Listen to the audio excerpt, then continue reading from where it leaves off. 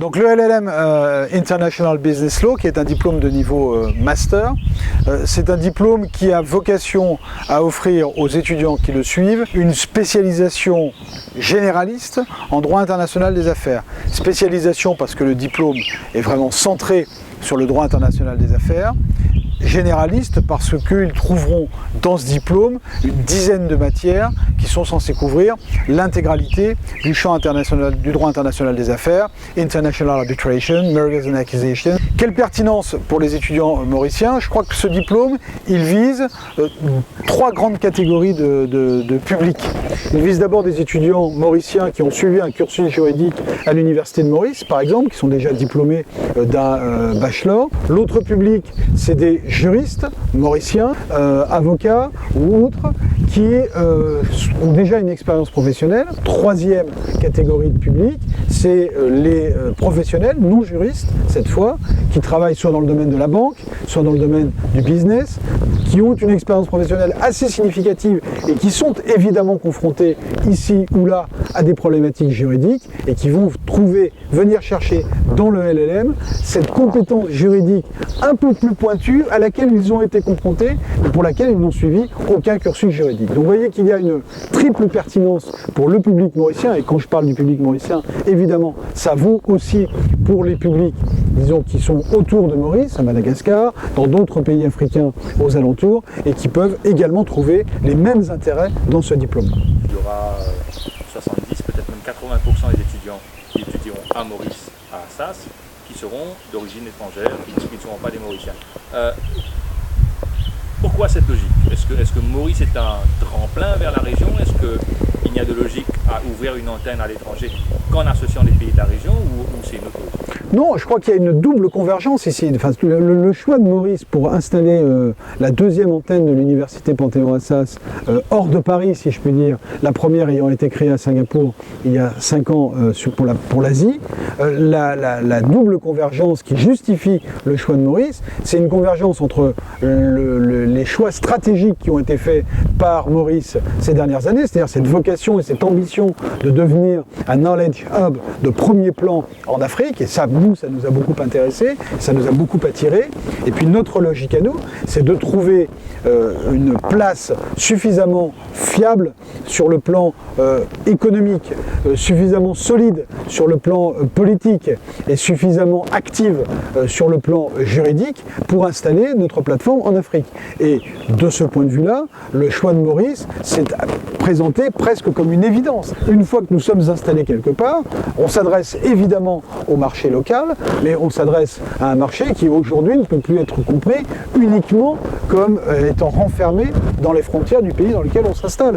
On s'est installé à Singapour, évidemment, en visant évidemment le marché singapourien, et quand je parle du marché singapourien, je parle évidemment des juristes de Singapour, mais je parle aussi des juristes français installés à Singapour et travaillant pour les entreprises françaises, mais on visait évidemment l'ensemble des pays de la zone. C'est exactement la même chose pour Maurice. On s'installe à Maurice en s'intéressant de très près, et j'ai beaucoup rencontré ces derniers jours à Maurice la communauté juridique. J'avais déjà rencontré il y a quelques mois lorsque j'étais venu à plusieurs reprises, et le fait, ce qui remonte de ces rencontres avec la communauté juridique, c'est qu'il y a évidemment un intérêt très marqué de cette communauté juridique mauricienne. Plus il y aura d'étudiants non mauriciens qui viendront étudier à Maurice, je crois que meilleur ce sera aussi pour Maurice. La grande spécificité de la création de notre campus à Maurice, c'est que non seulement nous créons un LLM, donc un diplôme de niveau master, mais que nous créons également un cursus en formation initiale complet sur 3 ans, un LLB, donc un Bachelor of Laws. Ce Bachelor of Laws, il ouvrira ses portes en octobre 2016, et le recrutement des étudiants va commencer dès maintenant. En octobre 2016, ce sera un cursus qui durera sur 3 ans, avec 300 à 320 heures de cours par an, c'est-à-dire un cursus qui au final offrira 1000 heures de formation aux étudiants à temps complet.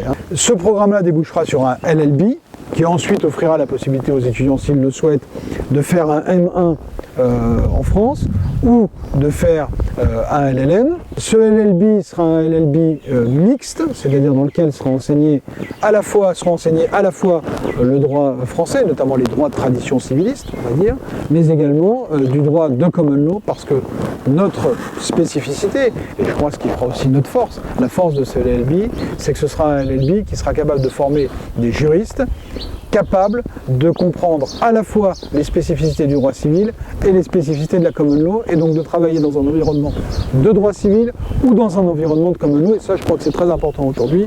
Je crois que nous, lorsqu'on est venu, on apporte vraiment 3 garanties extrêmement solides aux étudiants qui sont susceptibles d'être intéressés par nos programmes.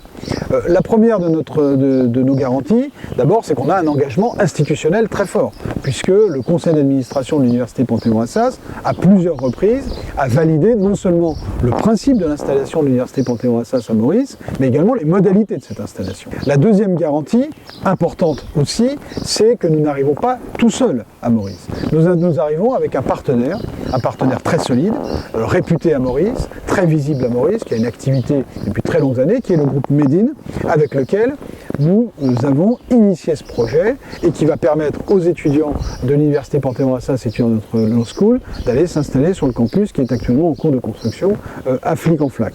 Et j'ajoute d'ailleurs qu'en termes de partenariat, non seulement Medine est notre partenaire mauricien à Maurice, mais que viennent aussi avec nous d'autres partenaires académiques, le SCP, l'École centrale de Nantes, l'École nationale d'architecture de Nantes, qui sont des opérateurs académiques de tout premier plan dans leur discipline et qui nous accompagnent dans ce processus-là, dans le cadre de la constitution d'un hub de formation que nous avons qualifié d'International Campus for Sustainable and Innovative Africa, ICSIA, qui est un projet très ambitieux pour l'île Maurice.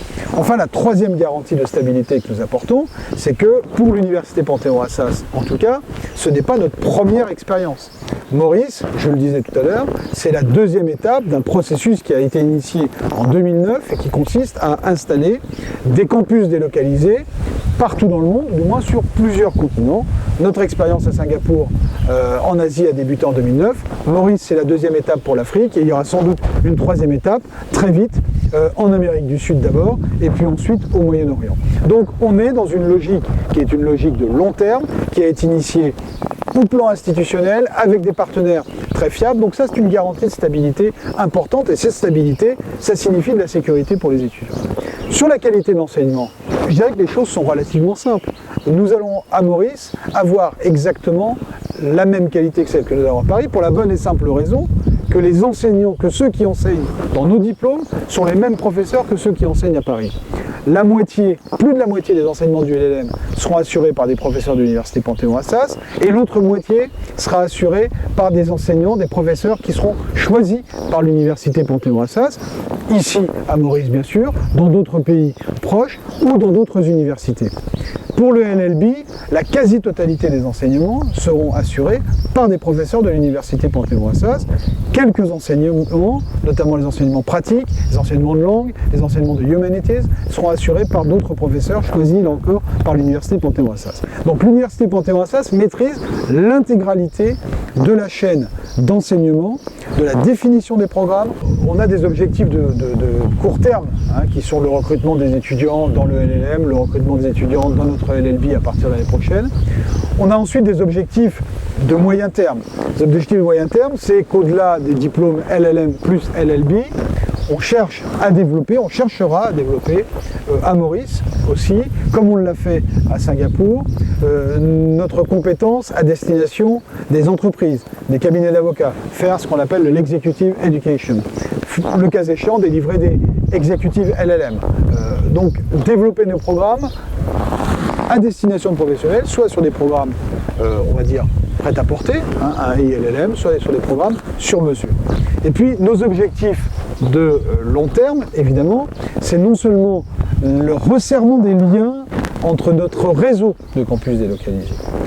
L'idée aussi, c'est que ces réseaux-là puissent être des plateformes d'échange pour les étudiants, au service des étudiants. Qu'un étudiant qui a fait son cursus à Maurice puisse, s'il le souhaite, à la fin de son cursus, passer 6 mois sur notre campus de Singapour ou sur notre campus de Paris. C'est vrai qu'à Maurice, il y a une prédisposition à privilégier la formation de droit en Angleterre. Est-ce que vous avez ressenti un handicap par rapport au label français d'Assas. Ouais, alors il y a une tendance, oui, à privilégier la formation en Angleterre pour des raisons liées aussi aux facilités qui sont offertes pour l'accès au barreau. Il y a aussi évidemment une part d'explication liée au fait que le droit mauricien est un droit qui est aussi un droit de common law et principalement un droit de common law. Mais il y a une très forte appétence aussi, et ça on l'a beaucoup senti chez les juristes mauriciens que nous avons rencontrés, une très forte appétence justement pour des cursus juridiques de haut niveau, de très haut niveau, avec une expertise très forte, une technicité très forte sur un certain nombre de domaines importants pour Maurice, je pense à arbitration par exemple, ou alors des domaines dans lesquels le droit reste encore embryonnaire à Maurice, la competition law par exemple, ou des droits pour lesquels il y a un intérêt très fort en termes de développement économique, je pense aux International PPPs par exemple. Donc ça c'est une appétence très forte pour ces disciplines-là. Et puis il ne faut pas oublier quand même que Maurice a un système juridique qui est mixte. Et donc le fait que l'on offre un diplôme, le LLB, à partir de l'année prochaine, dans lequel il y ait de l'enseignement mixte, common law, civil law, ça c'est un point très important pour les juristes mauriciens et tous les juristes que nous avons rencontrés l'ont souligné.